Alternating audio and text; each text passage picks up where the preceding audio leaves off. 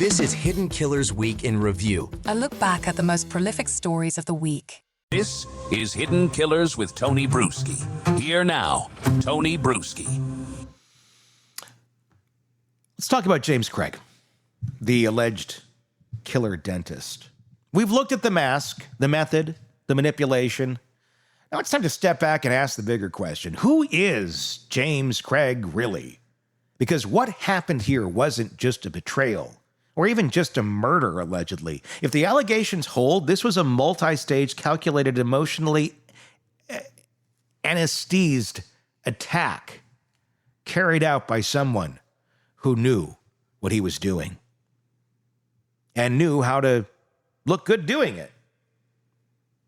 I'm going to strip away the last layer here, the psychology beneath the surface, the wiring behind the charm, the disorder behind the clean white coat. Because when somebody allegedly poisons their spouse over the course of days, pretends to be caring while she's slipping into a coma, and then writes a deepfake suicide script from jail, you're not just looking at a criminal, you're looking at pathology.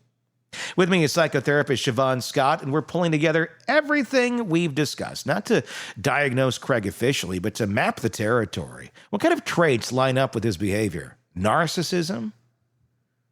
Psychopathy? Something more complex? And how do you identify people like this before they escalate? We'll talk about narcissistic collapse, when someone's sense of control, identity, or status is threatened and they lash out in destructive, often calculated ways. We'll look at how fantasy thinking, power dynamics, and public image maintenance all contribute to someone who's capable of not just committing murder, but allegedly doing it in such a clinically detached and self-protective way. And most importantly, we'll talk about the kind of profile means for people around them. Who is this guy? Their families, coworkers, and communities. How do you recognize this? And how can we stop confusing nice guy with safe guy? Because the scariest predators aren't the ones who come in angry. They're the ones who smile when they're doing it. Let's build the profile. Let's go here. When we break this down, I want to ask you first, before we talk more about James Craig, have you had a situation in your career, maybe early on? Because imagine earlier on, it's more difficult, or you're easy to fall into the trap of someone who is a narcissist and a manipulator that is acting like they want to get help, but they're just using it as the echo chamber to hear themselves hear about how great they are. What is that like? And can you give me any examples of how you eventually break through that? Like, what are some of the signs where you go, oh, I really thought this person was this for a while, but this showed me that from like a clinical standpoint? It usually comes up when there's some kind of external information. And at that point, you hear about somebody being arrested, some kind of a violent altercation that they have. Yeah, I've got stories. And so how do you then deal with, okay, we've got to move toward a shift here. I'm not just going to validate what a wonderful person you are. We're going to have to talk about these other things that happened. And did you have a contribution to this rather than just being a victim? And so you have to kind of shift gears. And at that point, that's when most of them will drop therapy and you become unpopular in their eyes because you just didn't adore them. Now, I've got a really funny story. When I was practicing in a very small town, I was seeing one gentleman who clearly had some psychopathic traits. He had been in prison. He was very manipulative, and I could see these things up front. And he was difficult to work with, as these folks are, but I was kind of plugging away slowly with it and seeing if we could get any insight and get him to take some responsibility. And he was on the dating apps. And I was also seeing another young woman who was on the dating apps, and she was a lovely, delightful person. And she came in one day talking about this wonderful new man she met, and she mentioned his first name, which was rather unique, and she mentioned his profession, which was rather unique. He was a pot grower at the time. But she just thought he was a great guy. And I had an oh shit response because he was also my client. And I so wanted to grab her by the shoulders and say, run the other way. But of course, confidentiality, you can't do that. And that was quite an ethical dilemma. And then he came in talking about her. And before long, they had been out drinking and they each confided in each other, well, I go to therapy. And then they each shared who their therapist was. And they figured out that they were both my clients. So, yeah, that was one where I just had to really reinforce with her the idea of being cautious, having good judgment, but I could never directly tell her anything about him, even though I felt very protective of her and sure wanted to. But that may be my next book someday, being a therapist in a very small town, the dilemmas that happen. I've got a lot of stories like that. I bet, because I mean, I would guess it was probably somewhat of a therapy island where there wasn't a lot of folks to go to. So exactly, if somebody did want to do it, your odds of crossover are pretty high. Very high. And when I saw a lot of children when my kids were young in the 90s, I was treating lots of kids. And when my son was in high school, there were 2 different girls that he was dating that he brought home to meet mom.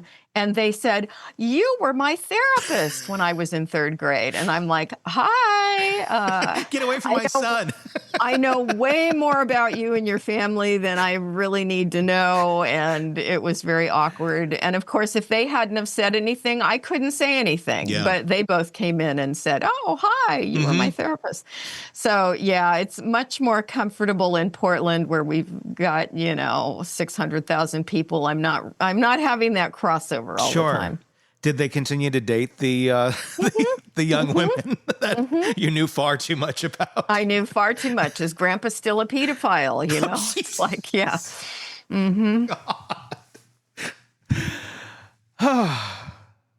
That's a weird one. That's a good one. That's be great for that book, Siobhan. That would be a great book. It really would. It was really why I moved to a large city. It's like, all these years in this tiny little town, I've got to get out of here. And you chose Portland.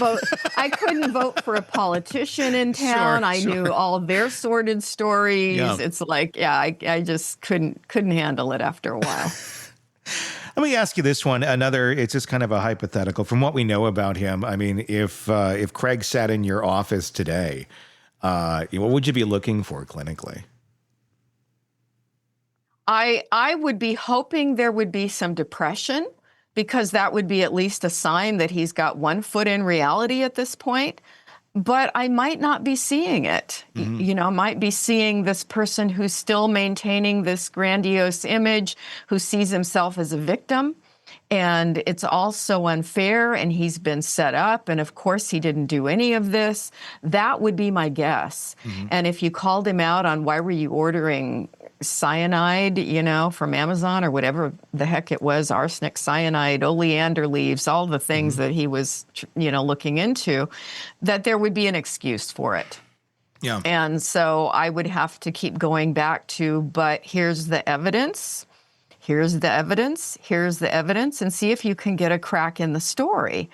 And then if you get a crack in the story, you would probably get some kind of faux tears, role playing. And again, it's designed to manipulate the therapist and hook you in. Yeah. I mean, this is a guy who there's a lot of things after the fact, after this crime took place, that has dug him an even deeper hole.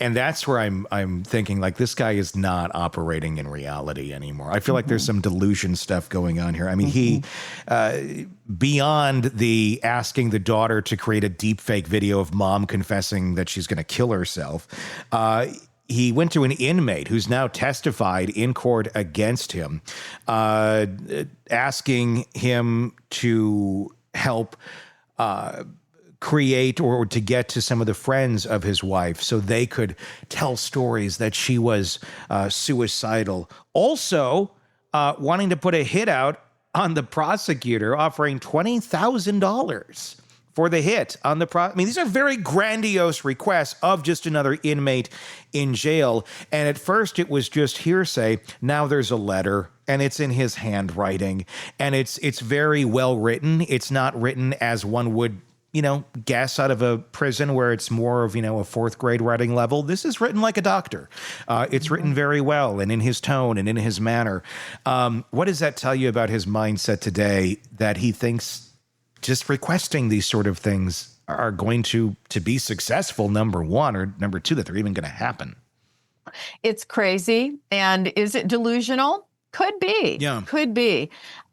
We don't have any other evidence of psychosis, hallucinations, auditory, hearing voices, nothing like that. So probably not, a true psychosis, but it's not grounded in reality, and it shows really poor judgment, as so much of what he's done shows really poor judgment. And I think it's his way of doubling down on a very pathological defense mechanism that ultimately has got him in prison, and he's going to be there forever, it looks like. So why would a person take it to this extent? This is a really twisted guy. He does not perceive anything like the rest of us. Yeah, I think that's the answer. The prism is off, and that's why none of this makes sense. Does someone like this, I mean, is it possible someone like this really believes his own things that he's saying out there? Because it was noted, Eric Faddis, who's one of our contributors, has been in the courtroom. He noted that when the letter came up, when it wasn't just hearsay and it was like, look, this is in your writing, this is your own words, this is all that, he seemed to deflate from being kind of a verbose character in court, like I'm strong, I'm interacting with my counsel, I'm part of this, to, oh shit. I mean, that certainly shows some knowledge that he got caught. But could there be a on and off switch here where he goes in and out of believing he's justified and right in this to, the emperor has no clothes on? I think he always Want more on this? He's right, because that's the story he tells himself.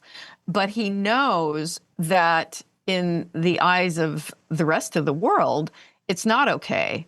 And so it's this constant, what can I do to get away with this? And the story he tells himself justifies it, which twisted. Yeah, and that's the thing. It will never make sense. It's like in the Kohberger case. At the end of the day, it's like, why? What's the motive? And with people like this, it doesn't really matter because it doesn't make sense. It's a broken prism. Why are things coming out of this? Because the prism's broken. There's a giant crack right there. That's why the colors and the rainbows are flipping out in different ways than you'd expect them to. It's broke. That's completely the answer. And that's the answer sometimes. So what kind of man allegedly poisons his wife over time, plays the grieving husband, then tries to fabricate her suicide from a jail cell? The kind that doesn't just need to control the people around him. He needs to control the story from beginning to end.